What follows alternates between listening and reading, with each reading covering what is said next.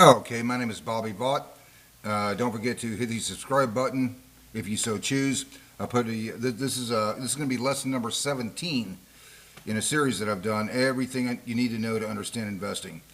Put a link to lesson 1 in the description below, and then each lesson has a link to the next one. So lesson 1 has a link in the description to lesson 2, which has a link to lesson 3, and so on and so forth.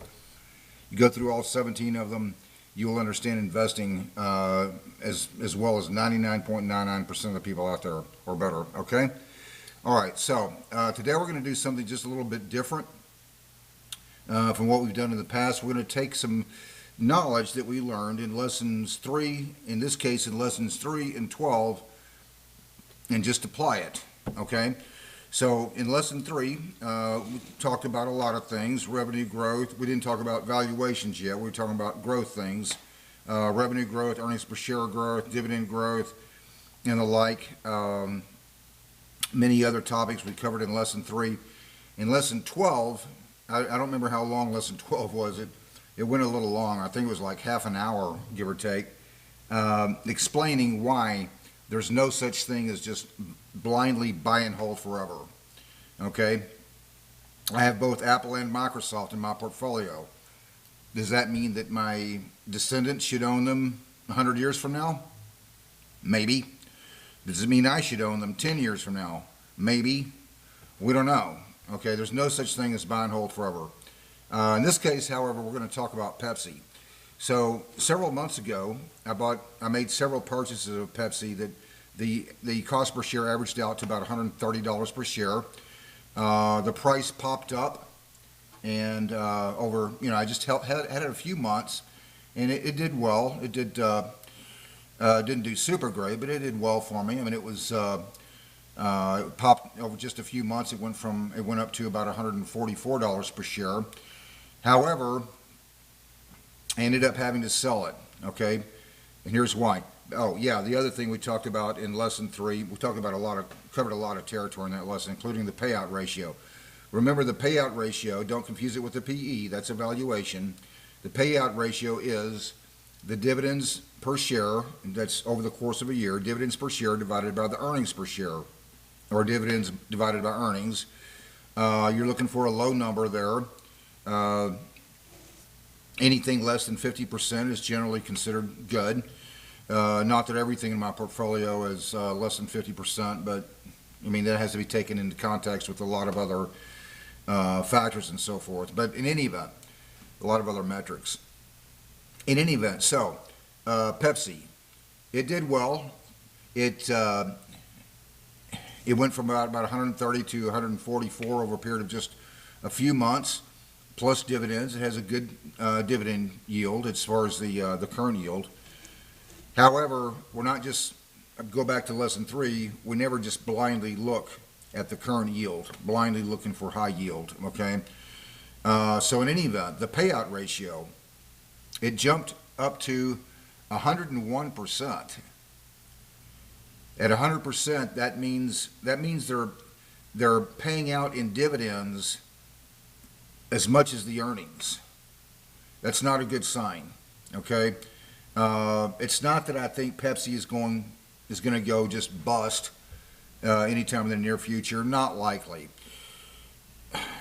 What it does mean is there's no such thing as buy and hold forever, and you need to always be up on these things. Pepsi has a long history of increasing the dividend. They have increased the dividend for 56 consecutive years now. Will they increase the dividend again next year? Most likely, yeah. It's not likely going to be a whole lot measured as a percentage. Why? Because it's not a growth stock. They're not likely going to have the EPS growth, or earnings growth, that would enable them to do another like 8-10% dividend increase. It's not likely going to happen. Okay, the payout ratio is already a little over 100%, 101%. Okay, so Pepsi, it's not a growth stock. It may have some, they may have some amount of growth revenue, earnings per share revenue over the next 12 months or so. By the way, I'm making this video on July 29th, 2025. So they may have some growth over the next 12 months or so.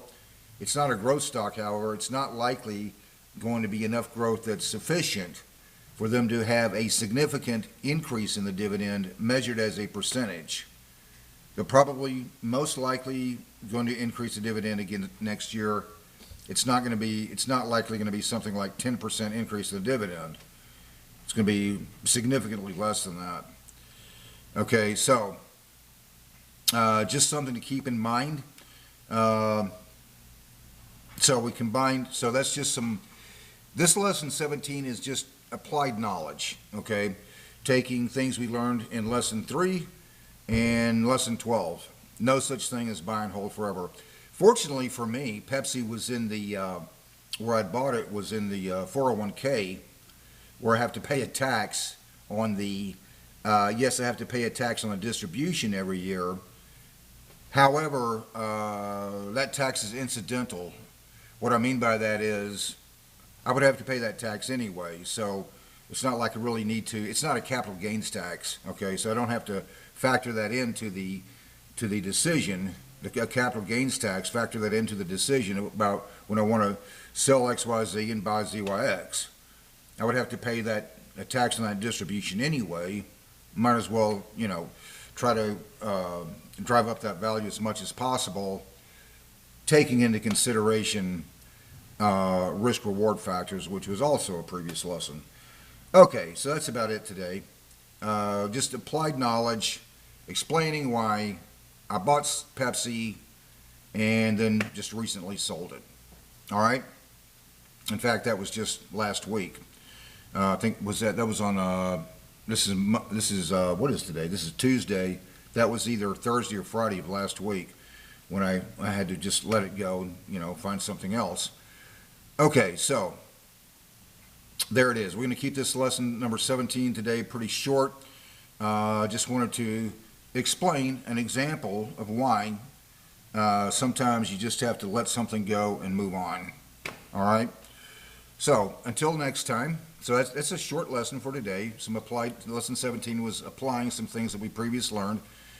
So until next time, hope life is treating you well, and hope you have a great day. Bye-bye.